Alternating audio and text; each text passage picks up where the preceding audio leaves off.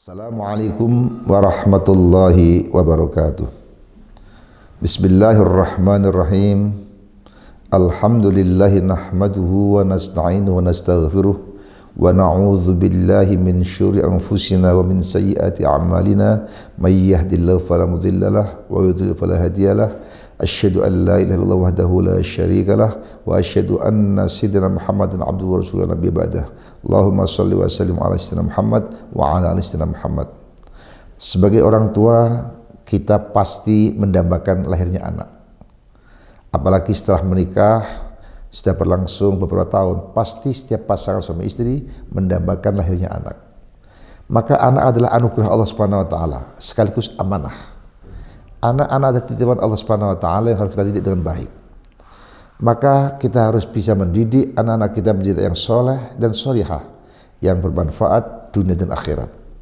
Kalau kita simak Al-Quran, Allah membagi tipologi anak-anak kita ini ada 3 macam. Yang pertama, anak yang ideal.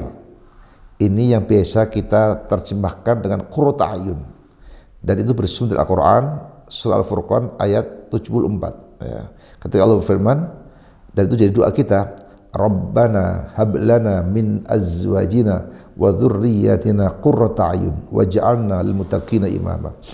Ya Allah, anugerahi kami keluarga, keturunan yang menjadi qurrata a'yun, penyejuk jiwa, penerang hati. Anak-anak kita akan menjadi qurrata a'yun, penyejuk jiwa, penerang hati kita kalau sukses dunia akhirat. Secara duniawi, anak kita lahir dengan selamat, sempurna, kemudian tumbuh berkembang dengan sehat, kemudian anak kita juga berpendidikan baik ya, mulai dari TK, SD, SMP, SMA, sampai perguruan tinggi, kalau perlu sampai S2, S3 ya. Kemudian bekerja tempat yang halal, mencukupi untuk kebutuhan hidupnya, maka pasti sebagai orang tua kita akan bahagia melihat anak kita sukses. Saat yang sama, anak kita pun juga sangat memahami agama, mendalami agama Islam dan mengamalkan dengan baik. Dia rajin beribadah kepada Allah Subhanahu wa taala, berbakti kepada kedua orang tua, selalu membantu orang lain yang memerlukan bantuannya dan seterusnya. Pasti kita akan bahagia dunia akhirat. Inilah tipe anak-anak yang disebut qurratu a'yun. Setiap orang tua yang muslim pasti menghendaki seperti ini. Dan itu gak mudah. Harus dididik sejak sedini mungkin, baik pendidikan formal maupun non formal bukan informal. Termasuk di dalamnya adalah kenalkan agama, kenalkan Allah Subhanahu wa taala, kenalkan kewajiban pada orang tua, kenalkan kewajiban pada orang-orang yang lebih dewasa, kewajiban pada yang lebih muda dan seterusnya. Sehingga di situ akan tumbuh berkembang menjadi anak-anak yang soleh dan solihah. Ini yang sangat ideal. Yang kedua adalah tipe anak yang menjadi kebanggaan dunia saja, tapi akhirnya menyesatkan, menjadikan kesedih orang tua. Ini yang paling banyak. Anak-anak kita secara pendidikan duniawi sukses. Mereka sukses menjadi sarjana ya, bahkan S2, S3. Mereka bekerja tempat-tempat yang bagus, kalau perlu jadi pejabat ya. Tapi sayang agamanya kosong. Mereka untuk bekerja secara profesional luar biasa. Apakah menjadi hakim kah, menjadi jaksa kah, menjadi pengacara kah, menjadi konsultan kah, dokter kah, silakan.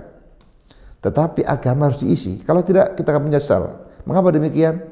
Begitu kita sudah tua renta, perlu bantuan anak kita, boleh jadi anak-anak kita kenal agama, maka mereka akan menitipkan kita di panti jompo. Karena dianggap kita menjadi beban bagi mereka. Mereka sibuk dengan urusan duniawianya, maka di dunia pun kita sudah menyesal, ya Allah, saya ingin ditemani anak saya, tapi saya sibuk sendiri-sendiri. Akhirnya kita sebagai orang tua tidak bisa didampingi anak kita. Kemudian lebih parah lagi, begitu kita wafat, anak kita tidak kenal agama, nggak bisa sholat jenazah, nggak bisa baca yasin, nggak bisa baca tahlil. Disitulah kita baru menyesal, ya Allah, saya dulu waktu masih muda kerja keras agar anak saya bisa kuliah menjadi sarjana. Tapi begitu mereka sukses, tiba-tiba mereka sibuk dengan urusan duniawiahnya, tidak mau ngurusi saya. Bahkan setelah saya wafat, nggak bisa berdoa, ya Allah, nggak sempat untuk sholat jenazah, ya Allah, dan berbagai macam amal yang saya harapkan, saya tidak bisa mendapatkannya, ya Allah. Inilah yang kata Allah dalam surat Al-Kahfi 46, Al-malu wal banuna zinatul hayatid dunya. Ada harta dan anak-anak kita jadi kebanggaan dunia. Di dunia kita bangga, anak kita sukses jadi sarjana, menjadi pejabat, ya, menjadi profesional, bekerja tempat-tempat yang sangat menjanjikan secara materi.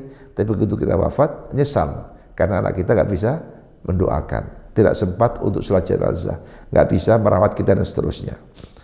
Yang ketiga yang paling parah, anak-anak justru menjadi musuh bagi kita. Lu kok bisa? Iya. Zaman Rasul pernah terjadi. Orang tua yang ingin jihad fisabilillah dihalang-halangi anaknya, ditakut-takuti nanti kamu mati dan seterusnya. Anak-anak yang menghalang-halangi orang tua untuk infak dan sedekah sehingga tidak punya tabungan di akhiratnya. Apalagi zaman sekarang, naudzubillah, anak-anak kita bisa jadi musuh kalau mereka naudzubillah terlibat dalam penggunaan obat-obat terlarang, narkoba misalnya. Di dunia aja sebagai orang tua kita nyesek, malu punya anak seperti itu. Kita punya harta berapapun bisa habis untuk biaya pengobatannya. Apalagi di akhirat. Inilah Allah ingatkan dalam surat At-Taghabun ayat 15. Ya ayyuhalladzina amanu inna min azwajikum wa auladikum aduwwan lakum fahdharuhum. Wahai orang beriman, sadarlah ya, ada di antara anak-anakmu, keluargamu jadi musuh bagi kamu. Maka disinilah sebagai orang tua kita perlu introspeksi agar anak kita jangan sampai menjadi musuh atau sekedar kebanggaan dunia. Maka kita harus mendidik anak kita dalam agama. Jangan kita lupakan agama ini. Mumpung mereka masih kecil, masih bisa diajarkan agama, tanamkan akidah yang benar, akhlak yang mulia, kenalkan hukum Islam, sehingga mereka akan menjadi muslim yang baik, anak yang saleh dan salihah, sehingga bisa memberikan manfaat dunia akhirat. Jangan sampai anak-anak kita sekedar menjadi kebanggaan saja. Kita punya anak pejabat, kita punya anak profesional, kaya raya, tapi begitu kita sudah tua renta, kita campakkan di pantai jumbo. Begitu kita wafat, nggak didoakan lagi, nggak ada sholat jenazah dan sebagainya. Kita akan menyesal. Apalagi kalau sampai anak jadi musuh, dunia akhirat kita nyesek. Oleh karena itu, mari tanamkan agama pada anak kita sehingga mereka menjadi qurrata ayun. Silakan sukses menjadi profesional, menjadi pejabat, tapi yang mendalami dan mengamalkan agama. Semoga Allah merahmati kita semua, anak-anak yang saleh dan salihah, dan akan menjadi qurrata ayun sehingga kita bahagia dunia akhirat. Amin Allahumma amin. Terima kasih, mohon maaf. Wallahul muwaffiq ila aqwamit thoriq. Assalamualaikum warahmatullahi wabarakatuh.